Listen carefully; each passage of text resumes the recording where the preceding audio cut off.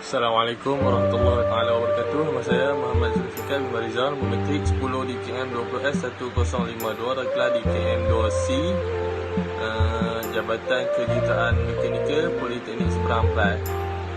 Saya dari kumpulan memilih tajuk anti-vaksin. Dahulunya, vaksin adalah sejenis bahan yang dapat membantu mencegah sesuatu penyakit.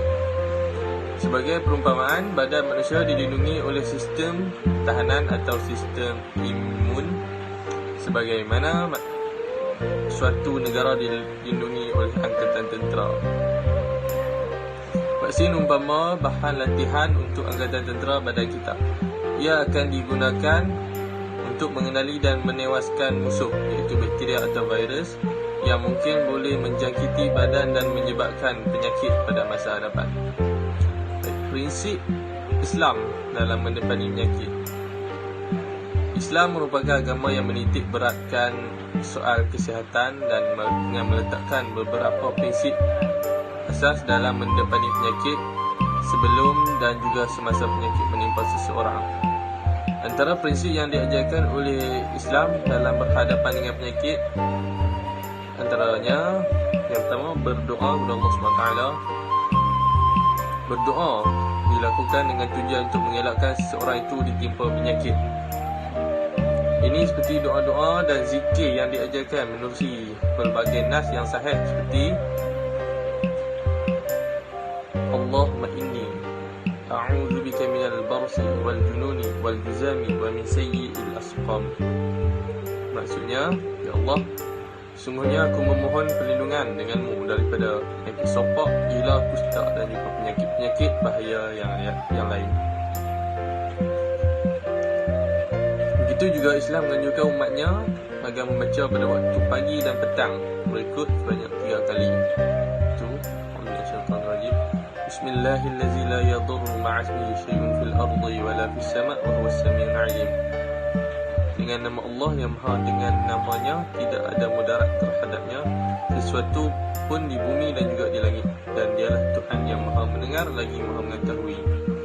Hal ini kerana Rasulullah SAW mengatakan bahawa sesiapa yang membacanya 3 kali pada waktu pagi dan petang, nescaya tidak akan menimpa sebarang kemudaratan.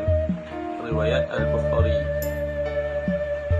Antara contoh-contoh keputusan muzakarah jawatan kuasa Fatwa Majlis Kebangsaan Islam Malaysia tersebut juga dapatlah disimpulkan bahawa keharusan pengambilan sesuatu vaksin bukanlah bersifat secara mutlak. Ia mempunyai syarat-syarat seperti berikut. Yang pertama, sumber vaksin hendaklah daripada bahan-bahan yang suci dan tidak najis. Yang kedua, jika tidak dapat dielakkan vaksin yang bersumberkan daripada bahan haram dibenarkan atas dasar darurat. Yang tiga, sekiranya terdapat 2 pilihan vaksin, iaitu yang bersumberkan bahan halal dan yang haram, maka wajib memilih vaksin yang bersumberkan bahan halal. Yang keempat, yang terakhir, sebarang pengenalan pada vaksin baru di Malaysia khususnya perlulah mendapat kelulusan hukum pihak berkuasa agama seperti Muzakarah Jawatan Kuasa Fatwa Majlis Kebangsaan terlebih dahulu. Sekian, terima kasih. Assalamualaikum. Assalamualaikum, nama saya Zahwa Aiman bin Zaidi, nombor kad metrik 10 DKM 20F 1012. Saya akan membuat pembentangan tentang peranan kita dalam menyediakan golongan anti-vaksin. Pada pendapat saya, kerajaan perlu mengambilkan tindakan yang lebih tegas. Hal ini kerana golongan anti-vaksin mempertikaikan isu halal oleh JAKIM dan menimbulkan rasa tidak selamat pada rakyat untuk mengambil vaksin. Sebagai contohnya, mereka sebenarnya tidak berhak untuk mempertikaikan kerana JAKIM adalah satu badan autoriti tinggal persedia halal bagi kerajaan Malaysia.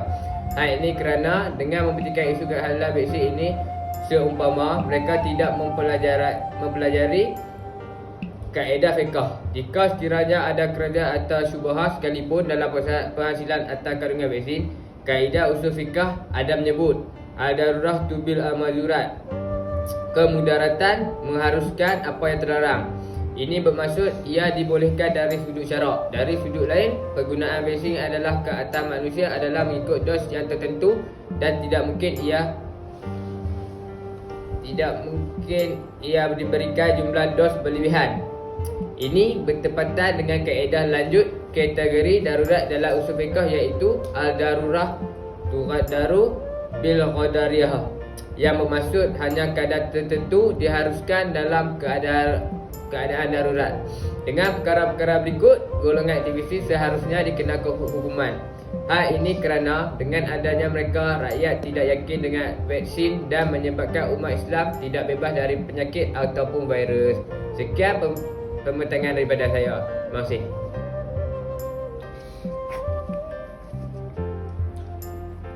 Okay, Assalamualaikum. Nama saya Muhammad Lufedi bin Muhammad. Nombor masjid saya adalah 10DKN20F1021. So ini saya akan terangkanlah peranan dalam menyedarkan dalam golongan anti vaksin. Okey. So poin saya yang pertama ialah pihak atasan ataupun pihak industri negara kita ini.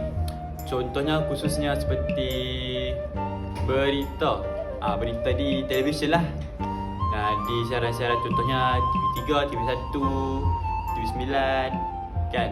So pihak berita haruslah menerangkan ataupun membuka tajuk tentang pentingnya mengambil vaksin ini terhadap setiap individu lah negara kita. Okey. Kerana pengambilan anti vaksin ini amat banyaklah faedah ataupun kebaikan yang kita dapat. Contohnya kita dapat meningkatkan sistem imunisasi ataupun kekuatan badan lah kita ni untuk melawan wabak COVID ini. Contohnya seperti kita pada waktu kecil dahulu, kita terkena demam campak kan. So selepas kita kena demam campak itu, sistem imun kita akan lebih kuat. Sebab itulah kita susah untuk mendapat demam campak untuk kedua kalinya. Okay. So amat wajarlah kita untuk mengambil vaksin ini. So yang kedua ialah dapat mengurangkan wabak COVID-19. Ya, kerana sistem imunisasi kita telah kuat, maka untuk berlakunya penularan ataupun tersebarnya virus COVID ini di antara individu ke individu lain amatlah susah. Okey, kerana vaksin ni banyaklah manfaat yang kita dapat perolehi. Okey, so seterusnya, okey, akhir sekali, vaksin COVID ini adalah bukannya bermaksud kita tidak boleh mendapat wabak penyakit COVID ini, tapi ia hanyalah perlindungan untuk diri sendiri daripada tersebarnya kepada individu yang lain. Kerana vaksin ni amatlah bukan vaksin, kerana COVID ni amatlah bahaya, kerana ia boleh membunuh. Kerana contohnya kita dapat melihat seluruh dunia, seluruh negara banyak yang terkorban akibat terkena COVID-19 ini. Oleh itu, kita sewajarnya mengambil vaksin ini agar kita dapat mengelakkanlah daripada berlakunya kemelangan ataupun insiden yang boleh menyebabkan kematian. Jika mungkin kita kena wabak COVID tapi kita selamat, mungkin orang yang terkena jangkitan daripada kita, mereka yang meninggal. Okay, so kita haruslah mengambil vaksin ini agar kita dapat menjaga satu sama lain. Okay, sekian, terima kasih. Okay. Assalamualaikum warahmatullahi wabarakatuh. Nama saya Amirul Hanisbi Ahmad.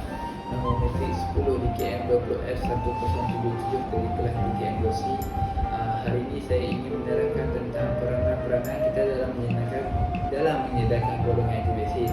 Okey, sebab apa kita perlu menyedarkan golongan aktivis ini?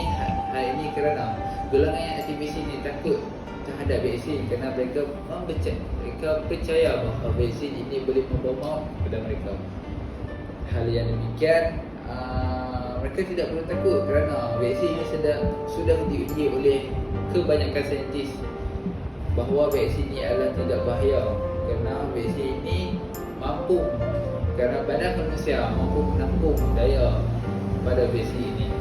Jadi salah satu peranan saya dalam menyedarkan golongan anti vaksin ini ialah dengan melakukan kempen kesedaran. Sebab apa kita melakukan kempen kesedaran?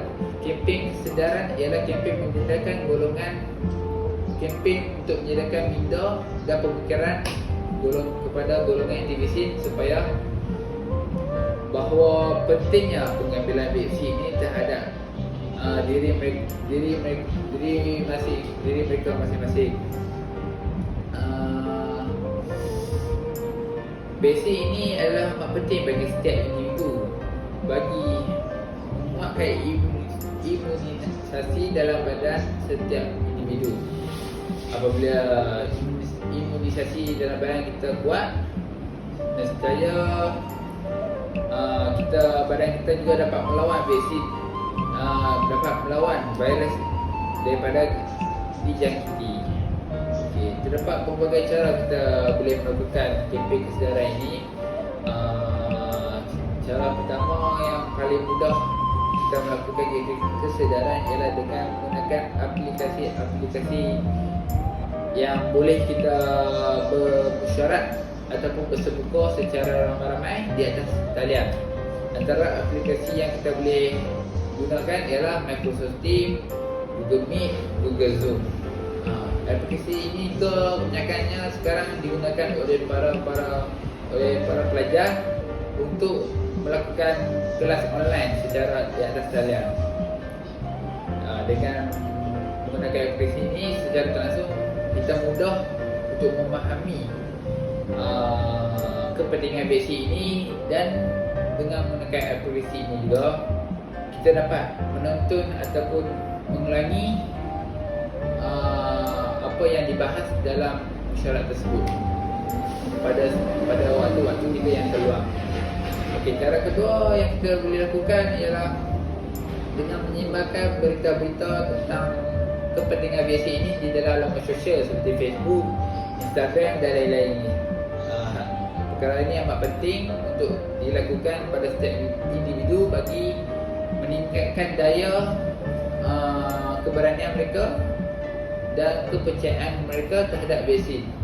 Kerana setiap penyakit yang Allah turunkan pasti juga ada penawarnya. Malah mesti juga mengatakan bahawa kita harus mengambil vaksin ini supaya agar kita cuba untuk menyekap penularan virus ini. Seperti yang diriwayatkan daripada Nabi Muhammad SAW bersabda bahawa jika Allah turunkan penyakit, pasti Allah juga akan menurunkan penawarnya. Jadi setiap manusia perlulah berusaha berubat agar sembuh daripada penyakit tersebut. Okey, itu sahaja saya rasa yang dapat saya sampaikan pada hari ini tentang peranan kita dalam membendung golongan aktivis ini. Okey, harap kita dapat menjaga penularan virus yang berlaku di negara kita agar kita kembali hidup ceria dan aman dan tentera. Sekian, terima kasih. Okey, berdasarkan daripada pembincangan kali ini, kesimpulan yang saya dapat simpulkan ialah masyarakat perlulah menerima dan mempercayai akan suntikan vaksin yang telah difatwakan harus oleh Majlis Fatwa Kebangsaan demi membendung dan mengurangkan kes harian COVID-19 di negara ini yang membimbangkan. Okay, dengan suntikan ini, masyarakat dapat menjalani kehidupan harian yang lebih meyakinkan. Terutamanya orang Islam dapat menjalankan ibadah-ibadah harian seperti di masjid dan sebagainya.